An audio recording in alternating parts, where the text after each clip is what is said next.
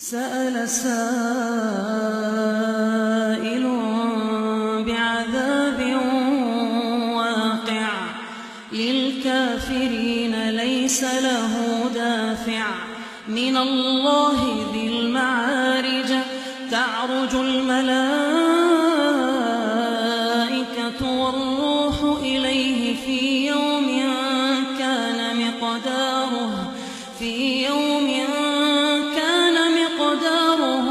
50,000 سنة فاصبر صبرا جميلا إنهم يرونه بعيدا ونراه قريبا يوم تكون السماء كالمهل وتكون الجبال كالعهن ولا يسأل حميم حميما يبصرونهم يود المجرم لو يفتدي من عذاب يومئذ ببنيه وصاحبته وأخيه وفصيلته التي تؤويه ومن في الأرض جميعا ثم ينجيه كلا إنها لظى نزاعة للشوى تدعو من أدبر وتولى وجمع فأوعاه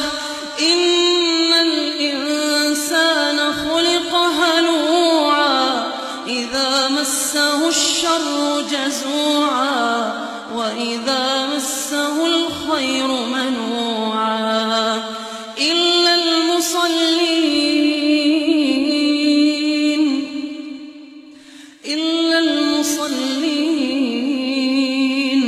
الذين هم على صلاتهم دائمون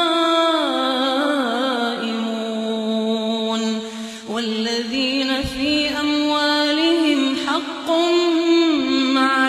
معلوم للسائل والمحروم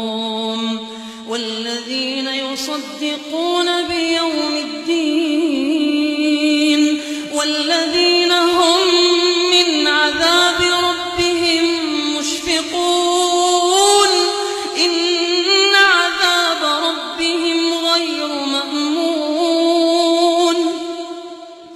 إن عذاب ربهم غير مأمون والذين هم لفروجهم حافظون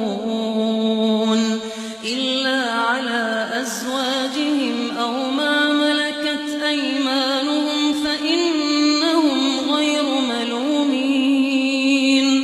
فمن ابتغى وراء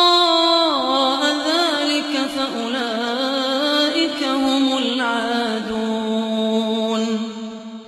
والذين هم لأماناتهم وعهدهم راعون والذين هم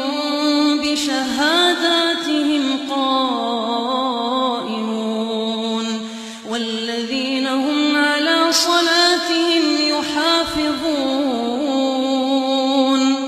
أولئك في جنات مكرمون